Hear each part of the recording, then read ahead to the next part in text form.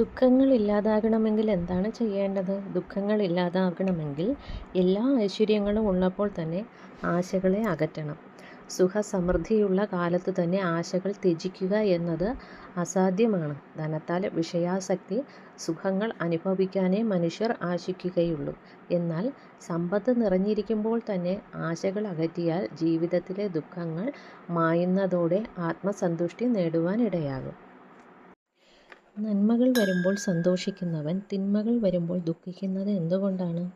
നന്മകൾ വരുമ്പോൾ സന്തോഷിക്കുന്നവൻ തിന്മകൾ നേരിടുമ്പോൾ ദുഃഖിക്കുന്നു. കാരണം എന്താണ്? ജീവിതത്തിൽ നന്മയും തിന്മയും അവരവരുടെ വിധികർമ്മങ്ങൾക്കനുസൃതമായി വന്നുചേരുന്നു.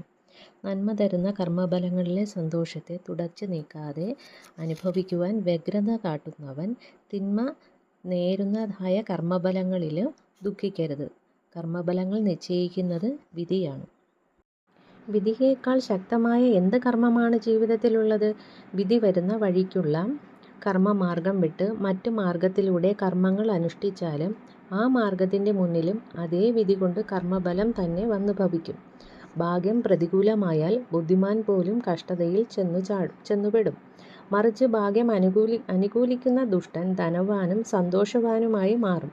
രാജാവായാലും ജ്ഞാനിയായാലും ഭിക്ഷക്കാരനായാലും ഈ ലോകം മുഴുവൻ നിയന്ത്രിക്കുന്ന ഈശ്വരൻ തന്നെയായാലും വിധിക്ക് വിധേയനായേ പറ്റൂ. വിദ്യാരംഭം കുറിക്കുന്നത് എങ്ങനെയാണ്? 3-5 വയസ്സുകളിൽ കുട്ടിയെ വിദ്യാരംഭം ചെയ്യിക്കുന്നു, അതായത് എഴുത്തിനിരുത്തുന്നത് എന്നും ഈ ചടങ്ങിനെ പറയുന്നു. 2, 4, 6 തുടങ്ങി ഇരട്ട വയസ്സ് പാടില്ല. വിദ്യാരംഭം കുറിക്കുന്നത് എങ്ങനെയാണ്? 3-5 വയസ്സുകളിൽ കുട്ടിയെ വിദ്യാരംഭം ചെയ്യിക്കുന്നു, അഥവാ എഴുത്തിനിരുത്തുന്നു. 2, 4, 6 തുടങ്ങിയ ഇരട്ട വയസ്സ് പാടില്ല. ഗുരുസ്ഥാനീയരായ ആളിൻ്റെയോ മടിയിൽ ശിശുവിനെ ഇരുത്തി നാക്കിൽ സ്വർണം കൊണ്ട് ഹരിശ്രീ ഗണപതയേ നമഃ എന്നെഴുതുന്നു. തുടർന്ന് മുമ്പിൽ ഓട്ടുരുളിയിലോ തളികയിലോ നാക്കിലയിലോ നിരത്തിയിട്ടുള്ള ഉണക്കലരിയിൽ ഹരിശ്രീ മുതൽ അക്ഷരമാലയിലെ എല്ലാ അക്ഷരങ്ങളും കുട്ടിയുടെ മോതിര വിരൽ കൊണ്ട് എഴുതിക്കുന്നു.